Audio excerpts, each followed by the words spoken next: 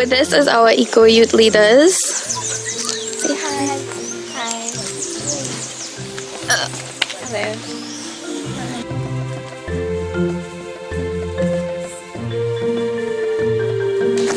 Like, I was totally not fit for this, but it was still like, it was something new. So Did you learn anything environmental wise? Yes. like the game was so fun. Yeah, you know, with the forest, the trees that are used in reforestation. Honestly, first time I hear about Stinking too. Yeah. I think What do you think of the view? it's gorgeous.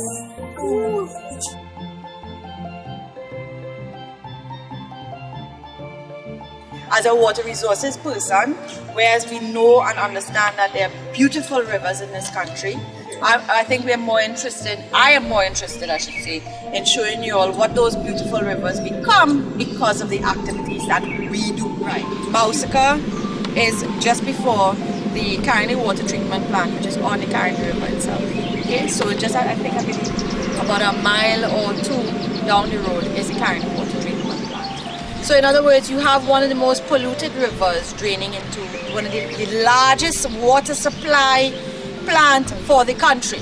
You understand where we started with now, right? We're starting with a lot of pollution issues that go to the treatment plant, contaminated water that goes to the treatment plant. And Kawasa spends a lot of money to ensure that the water quality coming out of it is far better than what goes into it. And ensuring especially that the water that comes to you is safe, secure to use, and meets international standards.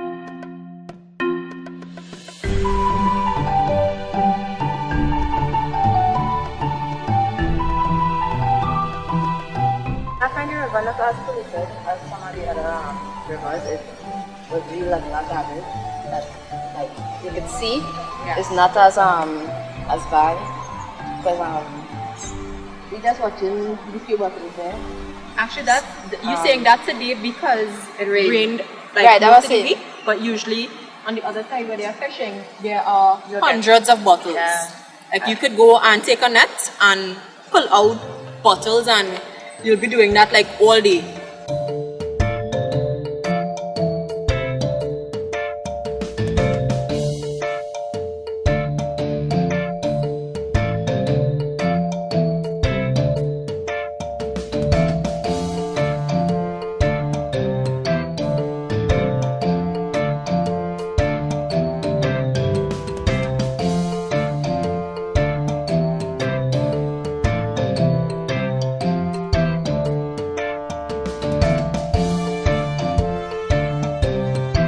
People have been living in this swamp for 8,000 years, right? There was a settlement on that site of what they call archaic peoples.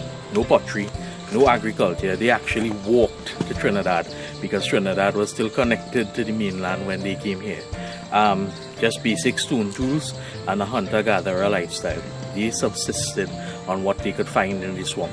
They plucked fruits, they dug roots, the bulbous roots of the camas lily and the water hyacinth. Here, that was their primary starch source, right, carbohydrate source, and the protein, of course, came from fish, hunting animals, and also mangrove oysters, which in some cases you can actually see growing on the roots of the mangrove trees here. A lot of the mangrove here actually was cut out for use as fuel because at one point in time there was a ship that ran between Port of Spain and all the remote parts of the island on the coastline called the Island Steamer, right? The Island Steamer ran from 1818 to 1928, and the primary fuel for the boilers was mangrove. What you see here in the foreground is a piece of land prepped for planting. Now, a lot of the farmers here don't practice organic farming. They use a lot of heavy pesticides, and that runs down into the water system, gets down into the Godino River. At certain times of the year when the water level is very low, the water becomes septic, it becomes black, and fish start to die because they can't breathe in the water.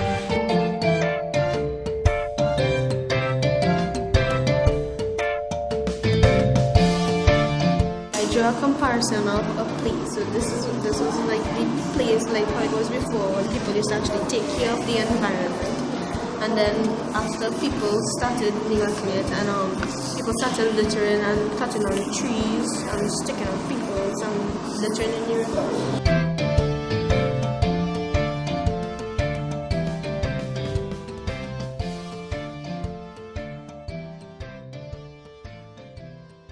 Not only do these tests tell us the impact on us or whether or not it's safe to drink, but it could also tell us what is going into there. Like if you get high nitrates and you see a man planting tomatoes in the area, then there's a possibility that he could be the source of the nitrates.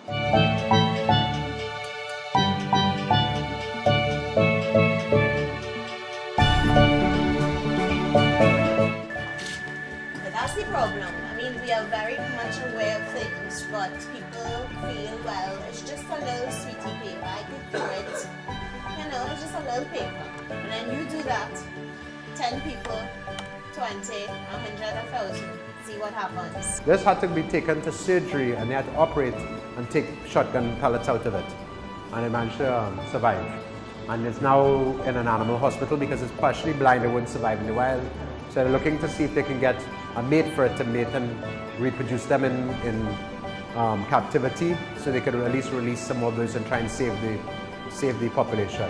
But these are valuable things for us, and we need to start realizing how important our environment is to us.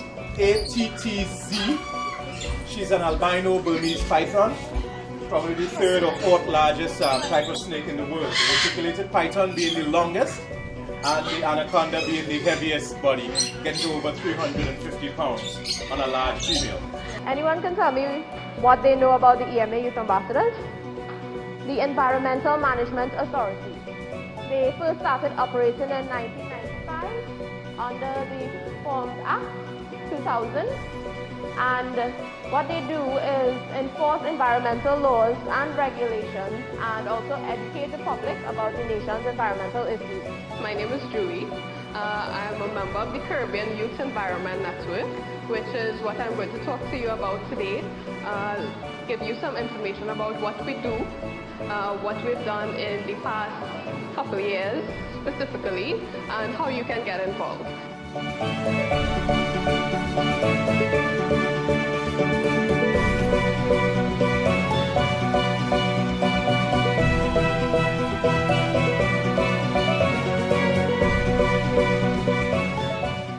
Hi, my name is Kanisha. And I'm Daisy. And we will be testing for phosphate filling. So first, we fill the test tube at the 10mm mark with a sample of water.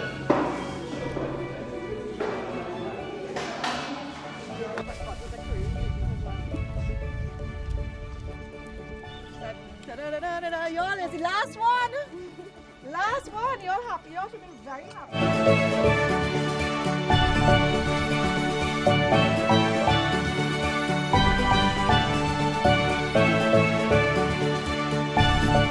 These are pictures of our sampling done at different sites.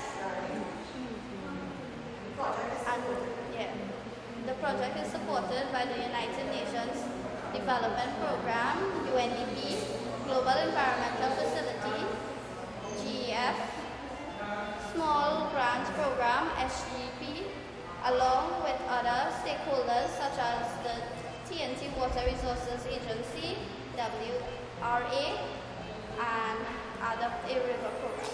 This is a map of the Caparo River, right? Which is where we get our waters from. And well, I can't really reach now, but this would be the upper regions of the river, and there would be lower regions, right? So the green area represents where we have a lot of forestation areas, right? The light brown looking sections would be areas that actually have a lot of agricultural stuff going on, and the dark brown areas would be would actually be where they have commercial stuff. So this is like where Caparo is, going down to Montrose, going straight out to Felicity, where the river goes out into the sea, right? distribution. Yeah, y'all will get it afterwards. The community actually does get a kit afterwards. Gather from this. One is the evidence shows that a lot of pollution is taking place. So JAF SGP is of course delighted to be the funder of this very exciting and environmentally sociable and sustainably supportive project, and to be here at the closing graduation ceremony.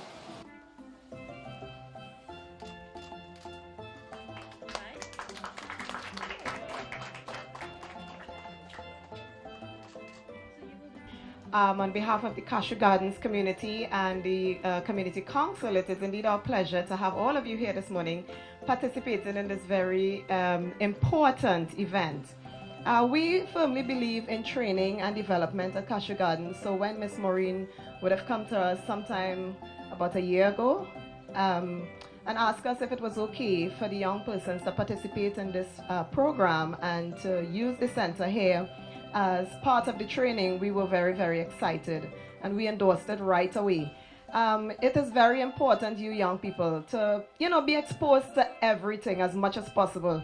I was smiling when I heard Bernadine say, who would think water testing would be that so much fun? Because I was thinking the same thing. Water testing, really? And they got a certificate and everybody looking so happy. So clearly, you all enjoy the exercise, which is very important. And I want to say that the Cashew Gardens Community Council, we would make ourselves available for anything that our young people would like to do. Once it's upliftment, once it's positivity, once it's towards bringing about a really great change in your life. You all could use our center at any point in time. So once again, congratulations and thank you for being a part of this excellent exercise. Well done.